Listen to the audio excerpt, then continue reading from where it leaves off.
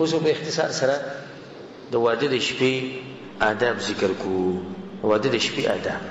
په کوم شپه باندې چې الک په جنې پسې کمرې ته دننه شي. ما ځینې آداب را جمع کړي دي په اختصار سره به بیانوم. د دې نه مخکې ته یو نصیحت وکړم ټولو ته. چا چې واده نه دی کړی هغه ته خاص نصیحت، او څوک چې دویم او د دریم او د څلورم سوچ کوي هغه ته هم دا نصیحت، او کوم چې کړی دی الله دې ستاسو عمل شي. وخت تېر شوی دی، اوس داسې کولی شي چې دویم دریم واده وکړي څلورونه بیا به عمل کېدی شي، خو خاص کر ځوانانو ته دا هلکان چې کښېني که نه یو بل سره دوی نصیحتونه کوي یو بل ته. ته چې د واده په شپه ننوځې نو ته به داسې چل وکړي او بیا به داسې چل وکړي، بیا به دا وکړي. هغه بل چې ورسره مړه شي هغه ورته وایي ته به داسې چل وکړي چې دا چل وکړي، دا به وکړي بل ورته زه دې ټولو ته دا وایم. دا ټول دې ټولو کې په یو باندې عمل نه کېږي. دی چې دغه ټیم کې زنانه ته مخامخ شي د هغې سره کښېني نو دی به څه وایي چې هغه پلاني ما ته ویلي چې ته به دا چل کوې دا چل کوې، هغه پلاني ما ته ویلي چې ته به دا چل کوې، هغه پلاني ما ته ویلي چې ته به دا چل کوې، پلاني ما ته ویلي ته به دا چل کوې. دا نصیحتونه کوم ځای کې به دغه ټیم کې په کار راځي؟ یو هم په کار نه راځي. دا کوم نصیحتونه دي چې زه کوم دا د قرآن او حدیث په رڼا کې دا په زړه کې کښېنه او په دې عمل کړي، نور به یو عمل نه کړي. نه دا سړی ولې ګډوډ کېږي؟ ته اوس پته شته کله چې کور دننه ورځي غریب رنګ چې دی سور شوي غوږونه یې تک سره شي او رپرپی په دې سې راغلی. ولې دې د ډېرو نصیحتونو خراب کړی، ځکه چې دلته چې را دومره ډېر نصیحتونه دا ودونه والا وکړي که نه نو هغه وایي که چې دا چې د یو غر دی زه اوس ورځم جهاد له، او ټینک به وي او کلاشنکوف به وي او ډزې به کېږي او بمان به راولي په دې چې زما به څه حال. د ډېرو نصیحتونو سره سړی خرابېږي.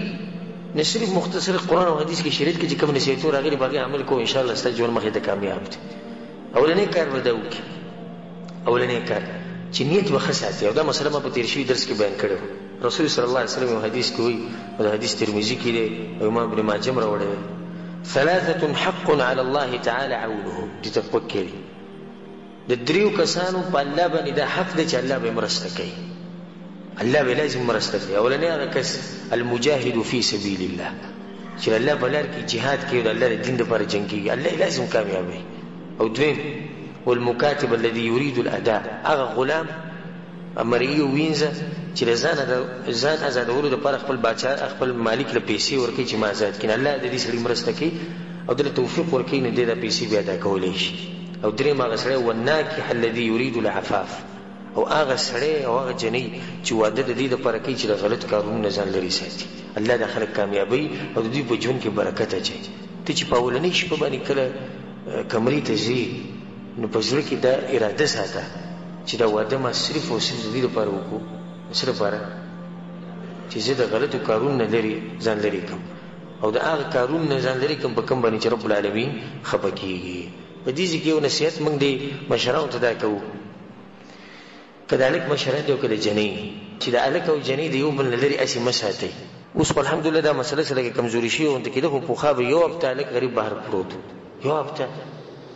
کله به د ماما په کور کې غریب پروت و د هغه به دیره کې، او کله به د تره په کور کې پروت و، کله به د نیکه په کور کې پروت و. او د زړه نه یو الله خبر و چې په زړه به یې څه تېري او دې مشرانو ته به دا خیري کول چې چلې نه دا بده خبره د سن پاولو نه، دا کار نه دی کول پکار. ته چې ور دا واده وکړو د نکاح دې ولې وتړل ولې دې ولې وتړله؟ خو چې هلک او جنۍ د یو بل سره ملو شي نو اوس دې ته پکې څه ضرورت دی چې هفته دې هلک بهر کېنولی نه بیا د هغو نه چې لږ به کم دي نو هغو درې ورځې لا درې ورځې خو عام چلېږي. نو اوس الحمدلله دومره لا شوې ده چې یو ورځ د خبره راغلې ده، خو بیا پکې مغه یو ورځ ده، د دې یو ورځ تېرولو ته پکې څه ضرورت دی؟ وایي نه د جنۍ خپل خپلوان ته نه ناستي ناستي که نه د جنۍ خپل خپلوان ناستي، خپلې کمرې دي کوټې دي هلته ول هر څه سیټ کښې ناست وي، هلک او جنۍ به یو بل سره ملو شي څه خوري خو یې نه. نه دا مسله وایي نه دا جنۍ یېرېږي. او که زه داسې ووایم چې په دغه ټیم کې د جنۍ خیرې کوي دغه کور والا ته چې د کمره پسې دا خلک را جمع کړي دي او هلک غریب بهر پروت دی، نه بیا هېڅ یېرېږي نه. چې د پلار د کور نه دلته راځي دا طبیعت دی، دا د انسان طبیعت دی. جنۍ چې دی د هلک سره خوشحاله دا د هغې طبیعت دی، نه هغه په دې خفه کېږي نه. نو دا ظلم زیاتی ختم کړي او په خپلو کورونو کې دا طریقه بلکل ختمه کړه چې څنګه واده وشي هلک او جنۍ یو بل سره ملو شي. مېلمانه دي که نه مېلمانو ته چا څه کوي نه دي مېلمانه که په دغه ورځ ناشي څه حرج نه ده. ښه نو څه به کوې کله چې کمرې ته ور دننه کېږي هر هغه هلک چې واده کوي یا د دویم دریم ارادې ده کله چې دننه کېدي کمرې ته نه ځان به ښکلی کېږي او په دومره حدود کې به ځان ښکلی کړي کوم حدود چې د شریعت دي د هغې نه به اوړې نه. او ما په تیر شوي درس کې دا مسله بیان کړې وه چې ځینې خلک د واده په دې ورځ باندې حرام کارونه کوي او په هغې ځان ښکلی کوي. او جنۍ له هم پکار ده چې ځان څه کړي، ځان ښکلی کړي. الله سبحانه وتعالی په قرآن کې ولهن مثل الذي علیهن بالمعروف، څنګه چې د سړو په دې ښځو باندې حق دی دغه شان د دې ښځو هم په دې سړو باندې حق دی. عبدالله بن عباس رضی الله عنهما د رسول صلی الله علیه وسلم ترس وی چې کله به درس وکړو او کور ته به دننتو نه د کور سره دروازې کې به دا پټکې خپل برابر کړو، لاسونه به یې لمده کړو، په دې ویښتو کې به یې څه ویله ږیره به برابر کړه. دا شاګردان چې وروسته پوښتنه کوي ته چې کور ته ځې روزانه دا چل کې ته ولې دا چل کې هغه ته وایي زه دې لپاره کوم چې زه ښکلی ښکارم چې دننه وشم، ځکه چې زما دا زړه کېږي او زما همیشه دا خوښه ده چې زما ښځه ما ته په داسې حال کې را مخامخ شي چې ښکلي، نو داسې به د هغې هم دا خوښېږي. نو چې اوس سړی وردنې شي او د خولې نه یې نسوار ووینځي، د واده په شپه یې نسوار لګولي تازه او وردنې شي او د ښځې سره کښېني او د جیب نه هم د نسوار ووینځي او د ګوتو نه یې په کومو ګوتو کې چې نسوار لګولي د هغې نه هم دغه لاس چې دی په دې ښځه باندې ولګي د هغه نه هغه څښا وینه هغې ته لاړ شي. ښه چې دی په دغه شپه وردنې شي او خوله یې څښا په څښا یې غاښونه یې تک زیړي او د ښځې سره کښېني او د هغې باندې اولنی د دې سړي د خولې هغه وږم ولګي کوم چې هغه څښا وینه راځي، د دې به د خاوند څه خوښ شي. د اولې ورځې نه د غریب دا حال دی، دا خو له ده سیټ کړی دی واده دی، نو چې بیا مخې ته نورې ورځې راشي چې بیا به د غریب ګورې څه حال دی. دغه شان زنانه له پکار دي چې په دغه ورځ باندې ځان سنبال کړي او ځان تیار ساتي خپل خاوند ته، خو د شریعت په حدودو کې دننه چې د هلک څنګه کمرې ته راشي او په د جنۍ نظر ولګي او دی خوښه شي. ته اوس دا پته شتي د دې اولني نظر ګوره ډېر غټ اثر وي، د اولنی نظر نه د دې ډېر غټ اثر وي. نه څنګه چې د هلک په جنۍ نظر ولګي او جنۍ په هلک نظر ولګي چې یو بل خوښ شي، د دوی د ژوند بیا مخې ته ډېر د الله په توفیق سره ډېر ښه روان وي. خو چې د هلک په جنۍ نظر ولګي او هغې ځان سنبال کړی نه او په عامو حالاتو نه ده به ترې زړه تور شي. یا هلک په دغه حال کې دا کوم چې ما بیان کړ چې د نسوارو چونډۍ لګولې او یا سګرټ یې څښلي او د خولې نه یې د څښا بینده لوخړې رواني او د هغې سره په کټ کې ناستي، د هغې بدې شي چې د اولې ورځې نه بدې شي بیا مخکې ورسره مخکې هم بیا د هغه سره زړه نه لګي، نه اولنی کار به دا وکړي. بل به دا کار وکړي چې کمرې ته وردنې شي نو سلام به واچوي، دا طریقه ده د شریعت. کمرې ته وردنې شي السلام علیکم ورحمة الله وبرکاته، هغه به ردي جواب ورکړي. ځینې خلک دا وایي جاهلان وایي په ښځه باندې څوک سلام نه اچي ځکه چې سړی کمزوری ښکاري، خو رسول صلی الله علیه وسلم وایي زمونږ پیغمبر چې د غیرتیانو غیرتي دی او په هغې چې څومره غیرت و نور نه په چا کې نشته. د الله نه وروسته غیرتي انسان او په مخلوقاتو کې غیرتي مخلوق هغه څوک دی؟ رسول صلی الله علیه وسلم. هغه وایي افشو السلام، سلام خور کړئ، خور یې کوئ. که د واده په شپې او که نور ورځې به کور ته ځې کار دې سلام واچوه. ته چې وردنه شوې ته ووایې السلام علیکم، دې سلام څه مطلب دی؟ سلامتیا دې پته نو دې ښځې له دې یو امان ورکړو چې ما نه یېرېږه ته په سلامتیا کې زما د طرف نه، او الله به ستا په دې واده کې برکت واچوي چې ته شروعات ګوره په یو شریعت په کار باندې دې وکړو. نو چې کله دننه ورشي نو اول به ده وایي چې السلام علیکم ورحمة الله وبرکاته، بیا به د دې ښځې سره په ارام کښېني. رسول صلی الله علیه وسلم په یو حدیث کې روایت کې راځي چې تاسو کې دې څوک د واده په شپه باندې د زناورو په شان کوروالی نه کوي چې بس کمرې ته ورښکاره کېږي او ځان یې زناور جوړ کړی، نه، ته به کښېني د ښځې سره، د ځان نه به نادیده نه جوړوي چې څنګه وردنې شو ډایرکټ بس کوروالی شروع شي. ته به سلام واچوې، د ښځې سره به ښه په ارام کښېني، ښه په ښکلې طریقې سره، او د هغې سره به خوږې خبرې شروع کړي. او غوره طریقه به دی که په دغه ورځ ته ځان سره څه خواږه څه ویسي په جیب کې یا په کمره کې د بیوزي کې یخودي او بیا دا په دغه شپه باندې هغې له په خپلو لاسونو په خوله کې ورکړي څومره خوند به کوي. او دا ښځه به د دې سړي نه څومره متاثره شي. تاسو وایئ چې متاثره به شي که نه؟ غلي ناستې لکه دا مسلې چې چا سره شوي نه، غالبا خو ټولو ودونه کړي دي. د دې ښځې به څومره د دې زړه کې به د دې خاوند دپاره یو ځای چې دی د اول راتلو سره ګوره ما په خوله کې دا مټۍ راکړه، دا چاکلیټ یې راکړو، خو نو دا به وایي چې دا خاوند خو به په روان مستقبل کې خو ما ډېر ښه ساتي، یو اثر به وشي. ښه جنۍ له هم پکار چې یو هدیې یو ګفټ یې ښودی چې هلک کله کمرې ته راشي خبرې اترې شروع شي، دا ول هم د خپل طرف نه څه شی ورکړي، هغه هم څه خوشحاله شي. بیا ورو ورو د هغې سره خبرې شروع کړي. او دلیل ګوره په دې مسله باندې دا دی، حدیث د اسماء بنت یزید رضی الله عنها، هغه وایي چې قینت عائشه رضی الله عنها لرسول الله صلی الله علیه وسلم، رسول صلی الله علیه وسلم چې کومه شپه باندې عائشه رضی پسې تو نو ما تیاره کړې وه، عائشه رضی ما تیاره کړې وه او رسول صلی الله علیه وسلم ته مې تیاره کېنولې وه. نو رسول صلی الله علیه وسلم راغی د هغې په خوا کې کېناستو او بیا یې سجر وکړو. رسول صلی الله علیه وسلم له ما لوښی ورکړو د پیو، نو رسول صلی الله علیه وسلم پی وسکو او بیا په خپلو لاسونو هغې له ورکړو. چا له ورکړو؟ عایشې رضی الله عنها. نو هغې خپل سر دې چې کته کو شرمېده، زه نه په دغه ورځ شپه باندې چې دی شرمېږي. نو وي زه ورته قهر شو او زه ورته قهر شوم، ما ورته چې ګوره رسول صلی الله علیه وسلم د لوښی نیولی، ته چې دی سر دې کوز نیولی. نو بیا هغې هغه لوښی واخېستو، هغه پی وسکو. او در روانې چې څومره مسلې زه اوس بیانوم که نه، په دې کې به دا نه وایي چې په دې کې خو شرم او حیا او په مجلس او دا حدیث ته چا دی؟ د رسول صلی الله علیه وسلم. دا زموږ شریعت دی. او که دا مسلې ما واضح کړي نو انشاءالله زموږ د شریعت نه به جافې ختمې شي. چې څو پورې دا پټي نو هېڅ هم نه کېږي. او دا کومې طریقې چې د زه ښیم که په دې د عمل وکړو انشاءالله واده به دې کامیاب واده وي.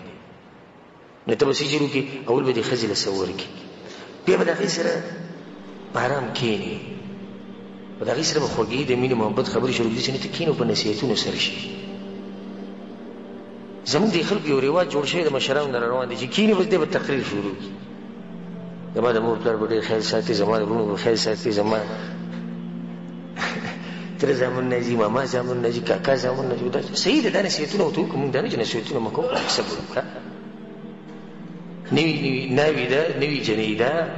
عمر به کم وي، یېرېږي، لږ رعب پرې دی، کښېنه ورسره ښه په ارام خوږې خبرې شروع کړم. د اول نه د تقریر شروع کړو نو د هغې سره به ښه په ارام کښېني. بیا د دې ناستې مې یو طریقه مثال کې تو سره کښېناستې نو ورو ورو په دې خبرو کې ته د هغې په لاس باندې لاس کښېوي، د هغې په لاس باندې لاس کې دې سره هغه مینې محبت هغه کم ماحول چې د هغه ښه زیاتېږي او دا ښځه به هم په دغه کې شي چې زما دا خاوند په ما مین دی. او بل دی چې هغې ته به ته ډېر سنجیده سړی ښکاره شي، ډېر سنجیده. خو چې کله ورته ته کښېنې اول خو بغیر سلام نه وردننی شي، چې څنګه وردننی شي نو دا پکې نشته چې څه خواږه څه دې ښځې له ورکړي، دا پکې نشته. بس ښځې سره به کښېني، ته داسې کار وکړې چې زما د مور پلار به ډېر سخت عزت کوي، خو د هغوی عزت دې ونه کړو نو زه به راسره دې سال وکړم چې چا راسره کړی نه وي. بیا به دې کور کې به دې ځای نه او طلاقه کړې به مې د واده ورنۍ شپې ته وګوره، ته به د طلاق خبرې کوې او زه به دې ووایم او زه به یې دغه کړم. دې پیسو ته ضرورت څه دی؟ د هغې سره به ته خوږې خبرې شروع کړې په ښه طریقه باندې.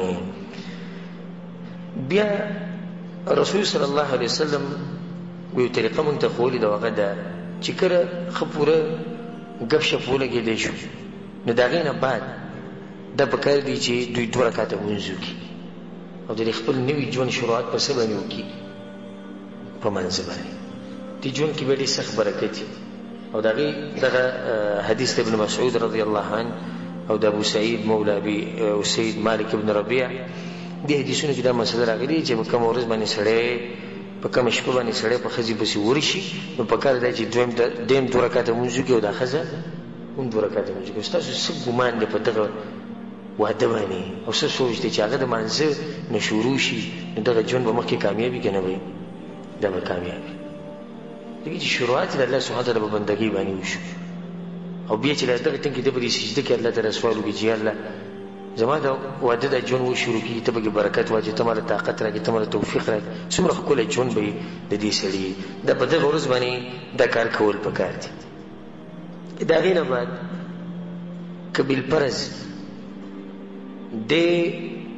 ښځې له د کوروالي دعوت ورکړي او ښځې ورته ووایي چې نه، ځکه چې ښځه په دغه ورځ باندې ناشنا ښځه ګوره پردۍ ښځې راشي एकदम د سړي سره ملاو شي، لازم په هغې باندې روی وبي. نو که بالفرض د ښځې دې منع کړو چې نه نن به نه کوو نو دی به څه کوي؟ خپله به یې راټینګه کړي؟ نه، په دغه ټیم کې به دې حالاتو ته وګوري چې دا ښځه په روب کې ده، په یره کې ده، هېڅ خبره نه که دی یوه شپه یې د واده د اولنۍ شپه چې ده بغیر د کوروالي نه تېره کړي، بس دی به هم ځان غره کړي. دې ته سنجیده انسان وي، هوښیار انسان. ګوره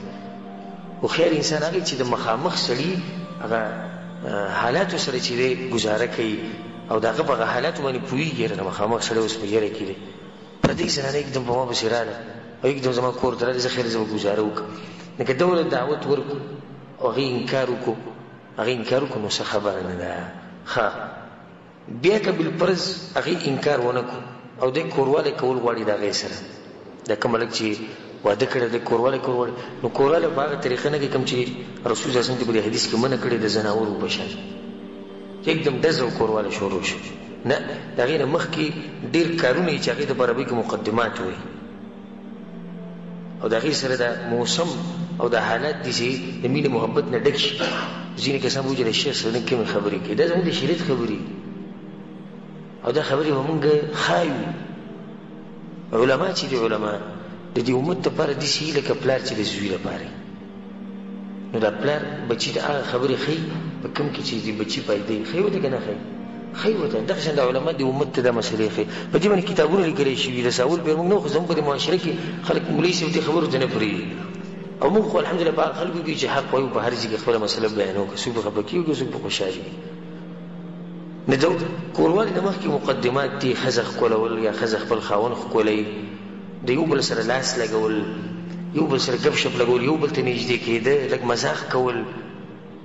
که ته په دغه ټیم کې دا ښځه وخاندې ښځه سړی وخاندې دې سره به دا حالت ښه برابر شي بلکې شریعت څه وایي وایي دروغ حرام دي سوی د درې ځایونو نه چې په دې کې دروغ ویلی شي اولنی چې دوه کسانو په منځ کې جوړه راولي دویم په جنگ کې جهاد کې دوکې ورکولو لپاره دریم ښځه او خاوند او په دغه شپه باندې چې دا ښځه خاوند یو بل ته څونه بنډلې ولي دې تپوس مه کوه خو دې ولې شریعت اجازت ورکړی ولې ځکه چې د مینې محبت لپاره خو به څه نه څه وایې که نه نو اوس دې ښځې ته وایي وایي څومره ښکلې ښکاري لکه سپوږمۍ که اوس هغه د سپوږمۍ په شان نه نو دا دروغ شو که نه شو دروغ اجازه شي ووایه خیر خیر ښه دې ورته ده ووایي څومره تا سره خو ما چې ته ولیدې زما په دې زړه یې دومره سلوک و چې زه به د مرګه پورې صرف تا سره ژوند تېر کړم دروغ یې ووایي د مستقبل نه دی خبر دی کېدای شي سبا جنګ وشي دغه وشي د دویم واده وکړي درېیم وکړي څلورم وکړي خیر دی وایي هېڅ خبره نه جنۍ ورته هم ده ووایي ښه ده چې ته زما ژوند له راغلې او که ته نه وې نو زما به ګوره څه کېدې داسې یو خبره یې وکړه یا دا ښځه خاوند یو بل ته ښځې دې خاوند ته وایي که ته مړ شي نو وایي زه به مړه شم دا خبره ډېره کوي دا ښځې که ته مړ شي چې دا غریب مړ شي چې ډېرې بې مینې وي هغه څلور میاشتې لس ورځې پسې خفه بیا وروسته وایي ښه ده چې دغه مړ شو بخیل انسان او زه یې ځان له پوزې له راوستې وم نو بیا هغه خبره چې شوه هغه کومه چې مخکې کوله چې که ته مړ شي زه به مړه شم ښه دا خاوند اکثر دې ښځې ته وایي ستا لپاره خو زما سر قربان دی سر وغواړه سر به درله درکړم په پلیټ کې امید چې کټ کړی در وایي نو هغو ته به ووایي 10 روپۍ راکړه په 10 روپو باندې هغه به دې شي بې عزته کړي او قهر کړي نو تا خو ته د واده په شپه باندې وایي چې سر در درکو نه د دې قسمه خبرو شریعت اجازت ورکړی ولې شریعت ته هم دې مسلې پته ده چې رب العالمین یو حکیم ذات دی هغه ته پته ده چې د ښځې خاوند په منځ کې چې مینه محبت کې راځي موجود یو بل سره دا خبرې اترې کوي نو په دغه ورځ باندې به دا خبرې اترې وکړي او بیا ورو ورو یو بل ښکلی یو بل سره لاس لګول یو بل ته نږدې کېده د هغې نه بعد به د کوروالي د درجې ته یا دغه مرحلې ته به اوړي رسول صلی الله علیه وسلم په یو حدیث کې وایي چې کله تاسو کې یو سړی کوروالی کوي نه هغه به یو دوه دواګانې ووایي اولنۍ دوا دا ده چې د دې ښځې په دې تندي باندې به لاس کېږي او دا دوا به وایي چې اللهم انی اسألک من خیرها وخیر ما جبلتها علیه واعوذ بک من شرها ومن شر ما جبلتها علیه الله زه ستا نه د دې زنانه خیر غواړم او په دې کې چې تا کوم خیر اچولی او د هغه شر نه پناهي غواړم پناهي نیسم په تا پورې کوم شر چې په دې زنانه کې دی او کوم شر چې په دې کې تا اچولی یاره دې به فطرت کې پروت دی نو ګوره څومره ښکلې دوا ده چې زه د دې خیر صرف غواړم بس دې کې چې کوم شر دی هغه نه غواړم دا دوا به ووایي او زه دواګانې یادې کړي او دویم چې کله کوروالی شروع کوي نو په دغه ټیم کې به دا ووایي بسم الله اللهم جنبنا الشیطان وجنب الشیطان ما رزقتنا ای الله شیطان زموږ نه لرې ساته او د دې میلاوېدو د لاسه چې به کوم ماشوم ته موږ له راکوې نو هغه هم د شیطان نه لرې ساته او شیطان دغه نه لري ساته. رسول الله سم وایي که دوی له الله بچی ورکو نو شیطان دغه بچی له نقصان نشي ورکولی. څومره غټه فایدې ده. معمولي وړه غونته کې دوا ده، دا دوا چې دی ووي نو بیا چې ستا کوم اولاد کېږي هغه اولاد به د شیطان نه د شیطان نه به حفاظت کړي او د هغه نه به محفوظ وي. د هغې نه بعد بیا ښځه خاوند یو بل سره کوروالی کوي. نو کوروالی د ښځې سره کوروالی کول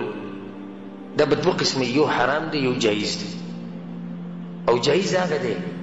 چې یو سړی د خپلې ښځې سره د قبول د طرف نه د مخې د طرف نه کوروالی کوي که په هره طریقه کوي،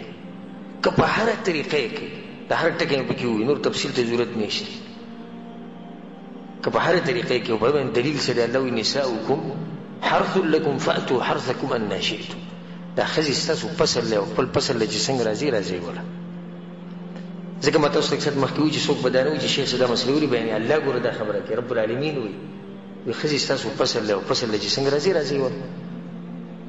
نه که دی د شا د طرفه راځي، د شا د طرف نه ګوره مطلب دا نه چې دبور کې کوروالی کوي، د شا د طرف نه کوروالی کوي خو مخې ته یې کوي، یا د مخې د طرف نه یې کوي، یا به بله څه طریقه کوي. په ولاړه ناسته چې کومه طریقه ده جایز ده په شریعت کې. او په هغې کې ورته د عبدالله بن عباس رضی الله عنه یو روایت ووایم، په هغې کې دا دي چې عبدالله بن عباس وایي چې کان هذا الحي من الانصار، د انصار ولا قبیلې ولا خلک چې وي د مدینې ولا هم اهل وثن، د بوتانو عبادت به کو او د دوی سره د یهود به اوسېدو او د اهل کتابو. نو د اهل کتابو به ځان په دوی باندې غوره ګڼو. ولې؟ ځکه چې هغوی سره کتاب نو ډېرې مسلې به د انصارو د چا نه زده کولې؟ د یهودو نه به زده کولې. او یهودو کې دا مسله وه چې هغو به د ښځې سره کوروالی په دې طرف باندې کوو، په دې سیډ باندې به یې کوو، یعنې د ښځې به هغه طرف ته مخ او سړي به ورسره کوروالی کوو. ولې؟ وایي ځکه چې دې کې ښځه پټه وي، ښځه هم پټه او سړی چې دی هم ښکاري نه ښځې ته. نو دغه طریقه د انصارو زده کړې وه. او د مدینې د مکې نه چې کوم صحابه رالو نو په هغو کې دا طریقه نه وه، بلکې هغو په هره طریقه باندې د خپلې ښځې سره کوروالی کوو. کله چې انصار د دې نه خبر شو نو هغو ته دا خبره ډېره غټه ښکاره شو چې تاسو د ښځو سره داسې کوروالی کوئ، تاسو دا طریقه هم کوئ، دا هم کوئ. نو رسول صلی الله علیه وسلم دا مسله لاړه. څنګه چې رسول صلی الله علیه وسلم دا مسله لاړه، الله سبحانه وتعالی د آیتونه نازل کړو نساؤکم حرث لکم فأتوا حرثکم انا شئتم. د خپل فصل چې څنګه راځي راځي، مطلب دی چې د چا د خبرې مرسته الله وکړه؟ د مهاجرینو د خبرې مرسته وکړه، د انصارو په خبره باندې رد وکړو. په دې ځای کې یو مسله ده چې د هغې په باره کې ډېر تپوس کېږي او د تپوس نه مخکې ته بیانومه نو شکر وباسي چې مسله داسې واضحه شوه. یو دا ده چې ښځه خاوند د یو بل عورت د لاس وړلی شي او که نه، نو دې کې هېڅ حرج نشته، بلکل وړلی شي. ښځه او خاوند له الله اجازت ورکړی دی چې د یو بل نه څنګه فایده او خوند اخیستی شي واخلئ، سوای د هغه کارونه کوم چې شریعت ورکړي دي هغه مخکې را روان دي. د خوند اخیستو یو طریقه دا ده چې سړی د ښځې عورت ته لاس وړي او ښځه چې د سړي عورت ته لاس وړي، نه دا جایز دي. یا د دې تپوس کېږي مثال کې د زنانه په سینه باندې لاس ایښوده، د دې ځینې کسانو د غټ جرم ښکاري، غټ جرم ورته ښکاري، حالانکې شریعت د دې نه منع نه کړي، بلکې دا سړی د دغه زینه خون او مزې اخیستی شي. او څنګه چې دا سړی د دغه زینه خون او مزې اخلي، دغه شان د ښځې ته هم خون او مزې دا ورته میلاویږي د دې کار د لاسه، نو دا هم جایز دي. ځینې کسان دا مسله بیانوي چې ښځې ته لغړ نشي کتی او ښځه خاوند ته نشي کتی کله چې هغه لغړي. دا مسله کمزوري ده، او بلکې ځینې کې خلک به دا دلیل ورکوي څه نقصان یې څه دی؟ بچي ړانده پیدا کېږي او دا ښځه خاوند هم ړندېږي، الله بې دغه مرض بیا راولي. او دا کمزوري خبره.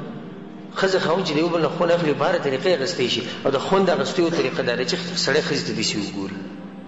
او کله چې هغه صحابي د رسول صلی الله علیه وسلم تپوس وکړي یا رسول الله زه خپل عورت د چا نه پټ ساتم؟ رسول صلی الله علیه وسلم د ټولو نه پټ ساته الا من زوجتک، سوای د خپلې ښځې نه هغې ته ښکاره کولی شي. څه په اجازت دی، صفا اجازه ته ورکړې رسول صلی الله علیه وسلم. نو ښځه خاوند کې یو بل ته عورت ښکاره کړي او یو بل ته بالکل لغړ ګوري لکه څنګه چې الله د مور د خېټې نه راویستلو جایز دي. دلته اوس دوه مسلې په دې کې دننه راغلي چې کپړې مو ویستی شي ټولې، او دویم دا چې یو بل ته کتی شي. دا یو څو مسلې دي چې د عوامو په دې زړه کې پرتې خو تپوس یې نشي کولی. او زم خیر دی تپوس کوي، خود ادب په طریقې او تپوس د علماو نه کوي چې تعبیر یو داسې ادبناک غوندګي، او د علماو نه د تپوسونو کې څه حرج نشته. اوس یو سړی دی مثال کې موږ داسې ووایو او کیدای شي داسې په موږ کې یم چې د واده مثال کې 20-30 کاله شي او د دې مسلې نه خبر نه وي، او سړی به دننه خوړو چې دې مسلې چې د اجازت وای نو ښه به وی، که د دې اجازت وای نو ښه به وی، او د هغې اجازت وو خو ده چې ته تپوس ده چې ته تپوس نه یې کړی، او که تپوس یې کړی دی یو جاهل نه یې کړی دی، نو هغو ته ویلي چې او دا مسله خو شتي چې ښځه خاوند یو بل ته نشي کتی، او نه به دا دی چې جامې کپړې به وباسي، نه دا مسله چې دا کمزوري مسله ده. دویم کوروالی د ښځې سره چې هغه حرام دی د هغې یو څو صورتونه دي، او هغه ده اولنی شکل د هغې دا دی چې د ښځې سره د دبور د طرف نه کوروالی کول، او دې نه منع راغلی د رسول صلی په حدیث کې ملعون من اتى امرأة فی دبورها، هغه سړی ملعون دی او لعنت پرې دی کوم سړی چې د ښځې سره د شا د طرف نه کوروالی کوي. او ډاکټران اوس په دې باندې یو دغه کړی دی سرچیپي کړی دی، او په دې کې هغو بېشماره نقصانات راویستي چې کله ښځه چې کله خاوند د ښځې سره د دبور د طرف نه کوروالی کوي. رب العالمین چې یو شی حرام کړي که نه هسې نه حرام کوي، هغه د مخلوق پیدا کړی دی، وقت یې ښه خبر دی چې دوی ته په څه کې نقصان دی او په څه کې فایده ده. نو په کوم کې چې ورته نقصان نه و نو به یې کولو اجازت ورکړو، او په کوم کې چې ورته نقصان و نو څه یې وي دا حرام دی. نو دبور کې کوروالی کول حرام دي، نور د دبور نه هر قسمه مزې اخیستی دا جایز دي، صرف کوروالی نه منع راغلی چې دغه ځای کې به د ښځې سره جماع نه کوي. دویم چې کوم جماع حرامه ده هغه ده چې د روجې په حالت کې ښځې روجې نیولي ته اوس کوروالی کوي، دا حرام کار دی. دغه شان د احرام په حالت کې دې ټیمونو کې کوروالی چې دی هغه حرام دی. د حایضې زنانه نه چې کله په یو زنانه باندې حیض بیماري د هغې نه منع راغلي، څلوېښتۍ کې یو زنانه نو د هغې د کوروالي نه هم منع راغلې ده. نور دغه ته اخیستی شي، مزید یې اخیستی شي، خو صرف کوروالی به ورسره نه کوي. لکه دا مسله غلطه ده ځینې وایي چې په ښځې باندې کله بیماري راشي نو د هغې نه به ځان بلکل لرې ساتي، یا څلوېښتي وي نو د هغې نه به ځان بلکل لرې ساتي، دا کمزورې خبره ده، بلکې د هر قسمه مزید د ښځې نه اخیستی شي، خو صرف دا چې کوروالی به نه کوي. دې سره دا مسله یاد ساتي چې کله یو سړی یو پیر کوروالی وکړي نو په دویم پیرې چې بیا کوي آیا لامبل او دس ضروري او که نه. د هغې نه مخکې دا مسله یاد ساتي چې په اولنۍ ورځ باندې دومره کوروالی هم کول نه پکار چې جنۍ ته پې نقصان ورسي یا پې هلک ته نقصان ورسي. دا ځینې هلکان اول پیر وله دغه نعمت الله ورکړي نو هغه نعمت په ډېر خوږ ولګي، د دې سره چې دی د هلک ته هم نقصان ملاوي او د جنۍ ته هم نقصان ملاوي حدودو کې دننه چې تا ته پته ولګي. اوس کېدای شي تا کې طاقت ډېر وي، جنۍ کې طاقت نه وي، نو د هغې لحاظ وکړه. بلکې موږ خو دا ووایي چې که بالفرض دا ښځه منع کړي چې نن ما سره کوروالی مه کوه او یېرېږي نو د خاوند له پکار دی چې غلی شي. بس مسله یې نه چې په اوله شپه باندې به سړی کوروالی کوي او ډېرې پیرې به کوي. نو مسله موږ دا بیانوله چې په منځ کې به څه کوي، یو سړي یو پیر کوروالی وکړو په دویم پیر کوي نو په دې منځ کې به څه کوي، د دې 3 درجې دي. د ټولو نه غوره درجه دا ده چې غسل به کوي، غسل دې وکړي او بیا دې راواپس شي. که دا غسل نشي کولی، غسل ورته ګران نو دویمه درجه دا ده چې څه به کوي، اودس به وکړي چاردام. رسول صلی الله علیه وسلم په حدیث کې وایي چې کله انسان په دې منځ کې چاردام وکړي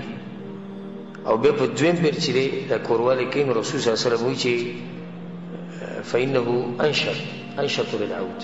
د دې سره د انسان کې تازګي پیدا کېږي، د سړي کې څه پیدا شي، تازګي،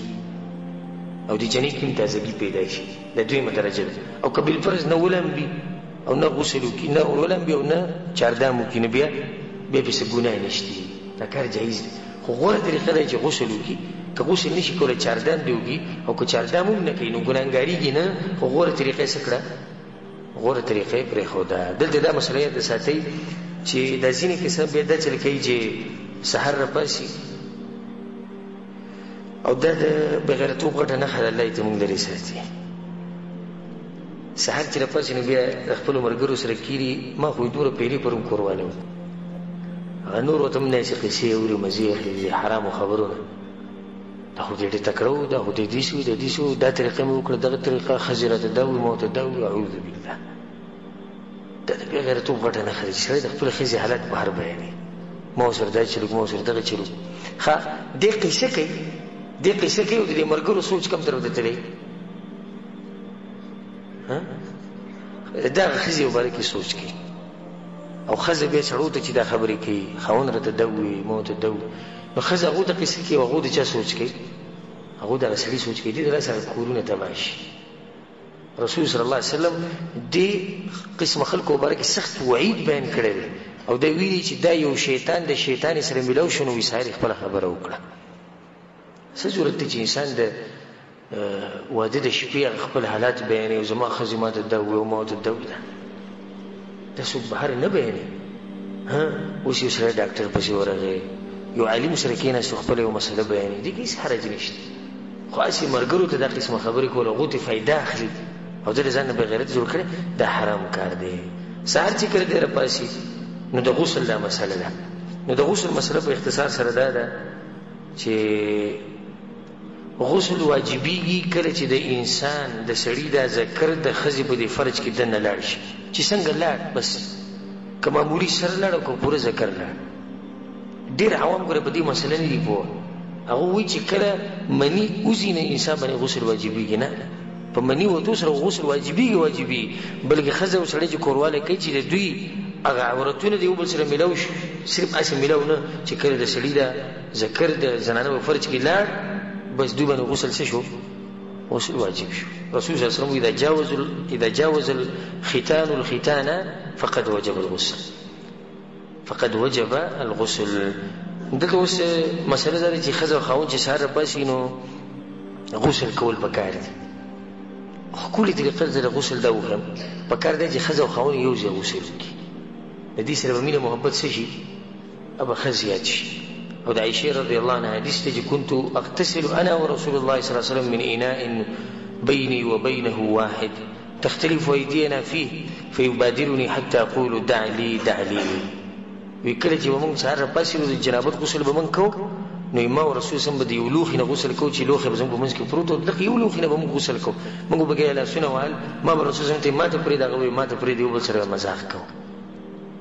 نو دا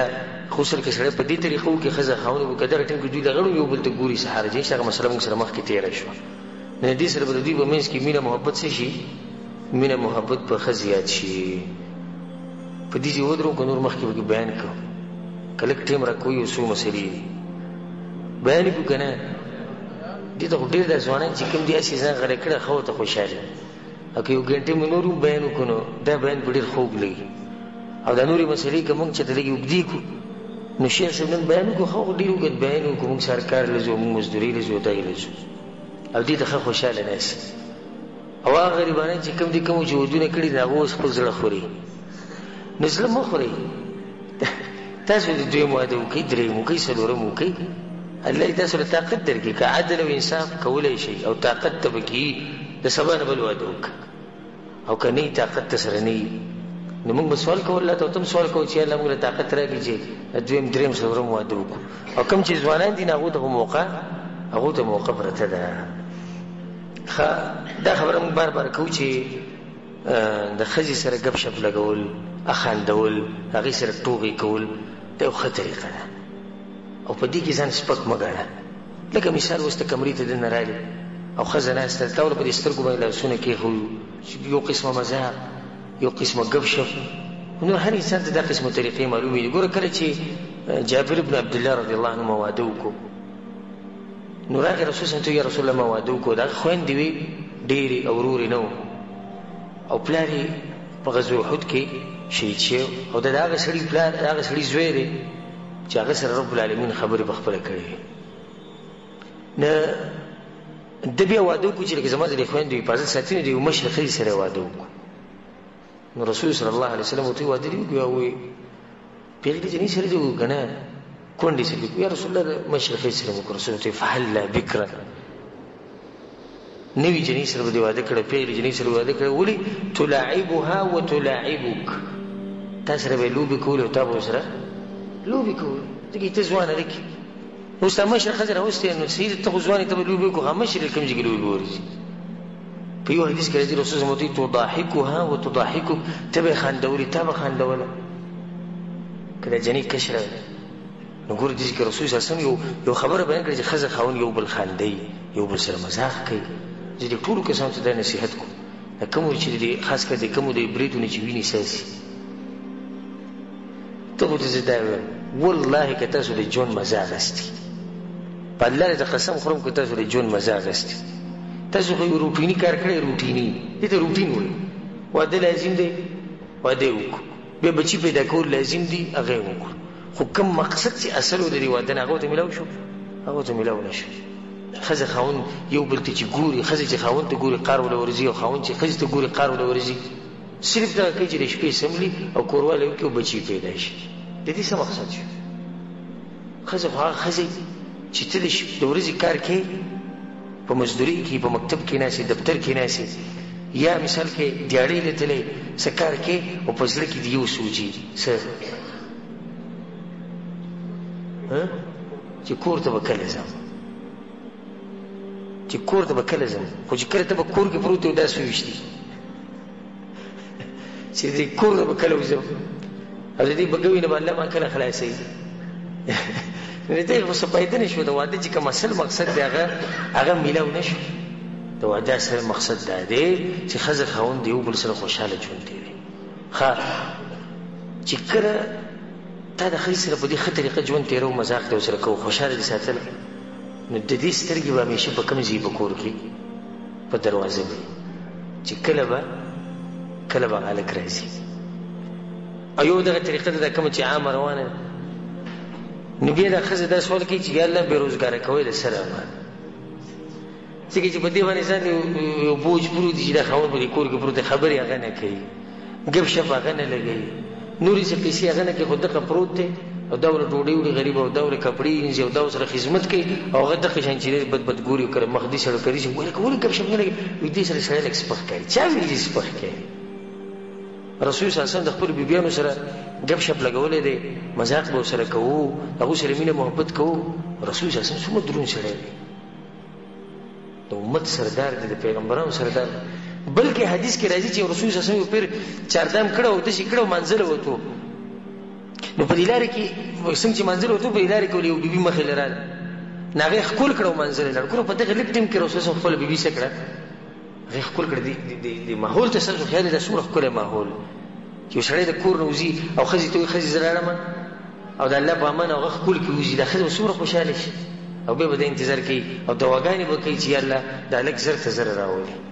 ځکه چې هلته د هغه اخلاق دومره ښکلي. خو چې کله دی د کور نه وځي هغه خبر نه وي، د کور د دروازې له یو درز ورکړي او لاړ ووت او بدماش دی ورور سي، او بهر غریب چا ته چرنګ نشي کولی، په کور کې به دغه کمزوري باندې بدماشي کوي، دغه د کمزوري میلاو شوي ده، بس په هغې باندې بدماشي کوي او ته ناسته د الله نه ویرېږي. او که خپل ژوند دا موقع ګورې، دغه ته مې دا کوم چې ودونه یې کړي دي هغو ته هم دا موقع وشتي، خپل ژوند په یو ښه طریقه شروع کړئ او د ژوند نه مزې واخلئ. په اخره کې زما یو خاص نصیحت وی هغه هلک ته چې واده کول غواړي یا هغه جنۍ ته چې هغې واده راروان دی یا واده کېږي به، هر څوک چې زما دا بیان اوري هغه ته زما دا نصیحت دی چې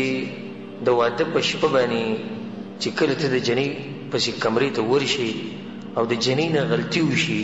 نو هغې ته په غټ نظر مه ګوره.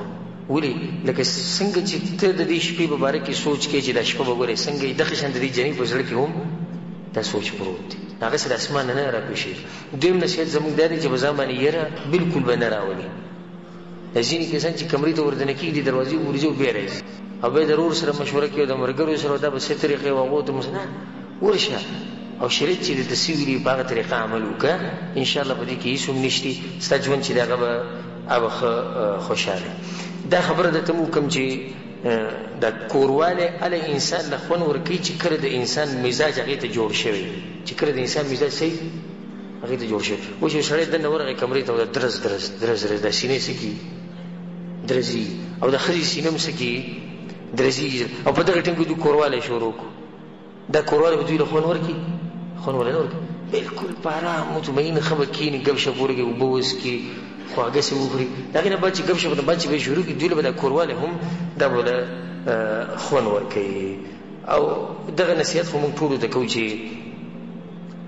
د ښځې خاوند ژوند مزه الی چې کله دوی د دې کور نه لري نو کله چې درته موقع برابرېږي نو خپله ښځه ځان سره بهر ته بوځه خو د کافرانو په طریقه نه او نه د کافرانو ملکونو ته که طاقت تر الله درکړی بل ملک ته چکر ولګوه که طاقت تر الله درکړی مکې ته لاړ شه مدینې ته لاړ شه دا ښځې ځان سره په چکر وباسه او ټولو ته زه دا وایم کوم چې دلته ناست مشران او کوم چې زما دا بیان اوري که هغه پلار دی که هغه مور دی او که هغه ورور دی که هر څوک دی په چا باندې به دا پابندي نه لګوئ چې ښځه به چکر له نه بوځي دا د هغه ژوند دی پرېږدي چې د خپل ژوند نه مزې واخلي تا خپل ژوند دې چې تېر کړو اوس هغه خو پرېږدي چې مزې واخلي زموږ یو ملګری و هغه وایي ما وایي دا زړه مې یو ورځ ډېر کلک کړو ځکه چې د ملګرو سره مېلاوېدم یو راته وایي چې پلاني ځي ته هم چکر ولګوه بل چې پلاني ځي ته او زموږ په کور کې سم داسې قانون نافظ شوی و چې د چا مجال شو چې خبره خو به یې کړې نو ما یو ورځ په دې زړه باندې ګټه کېښوده او خبره مې جوړه کړه مور ته مې خبره ور مخکې کړه تاڼه کې خبره وکړه چې زه دا جنې په چکر باندې بوځم زموږ ملګری ډېر سخت مزاقي انسان وي ما هغې ته چې په ښه طریقه مې ورته ووایي چې زه دا ښځه بوځم هغه غریبه تنګه شوي به یو سا به یې زیات شي وایي هغې ما ته چې بوځې صحیح ده بوځه بچې بوځو زه ډېر سخت خوشحاله شوم چې لکه دې ما له دې زر اجازت راکړو وایي چې ورته مو وایي دغې ټینګ کړه د بیا وایي وایي ما چې زه چې د ګاډه ماډه وګورم چې پروګرام جوړ کړي وایي ما ته وایي چې دا هلکان ورسره هم بوځو د خویندې ورسره هم بوځه وایي ما ورته چې چېرته هم نه ځم د چکر نه مې توبه ده په دې کور کې زه دوی سره ناست یم چې ته راسره بهر ومولېږې زه خو دا ښځه دې دپاره بهر ته وباسم چې موږ له ښکلی وخت تېر کړو دا ما ته د زړه خبرې وکړي زه دې ته د زړه خبرې وکړم یو ځای کې چې د روټۍ وخورو یو ځای کې چې د چکر ولګوو لږه هوا را باندې ښکلې ولګي لږ رومانسي غونته کې موسم جوړ شي هغه دا راته ووایي د هغو سره هم بوځوي هلکان هم بوځي او جنکۍ هم بوځي دا کاڼ بیا ځان سره بوځي دوی له به پوره پلین کوچ راولي نه چې دا را بوځي بیا وایي ما چې هېڅ چېرته نه وایي هغه ورځ شوه دا ورځ بیا مې سره وینا کړې ده نو اوس هغه غریب په دغه سوچ کې دی چې کله به دا بوډا او بوډۍ څه کېږي چې کله به مري دومره تنګ شوی ده غریب داسې ګوره ډېر خلک دي خو ګوره ډېر وایي نه چې په زړه کې دغه خبره پرته چې کله به دا بوډا او دا بوډۍ مري چې زه د خپل ژوند نه مزې واخلم نو کله نه کله داسې وشي چې بوډا او بوډۍ له الله دومره وکړي ژوند ورکړي چې دې غریب پکې دنیا نه چوټي شي لاړ شي خو دغه واده د هغه ژوند نه مزې وانه کړي زما ټولو ته نصیحت دی مشرانو ته چې د الله نه ویرېږي خپل کشران به نه منع کوئ او کشرانو ته مې دا نصیحت دی چې کله د ته موقع میلاویږي د شریعت په حدودو کې دننه د هر چا د حقوقو خیال به ساتي دا ښځه ځان سره روانه کړه چکر وله ورکړه څومره چې ستا طاقت وي ویې ګرځوه ساه ورسره آزاد کړه خپل د زړه خبره ورته وکړي دا به تا د زړه خبره وکړي او زه درته په دې خبره قسم وخورم چې ستا د ژوند چې به څومره مزه یي که نه دا مزه به تا چې ته به یو ځای کې هم نه اغستې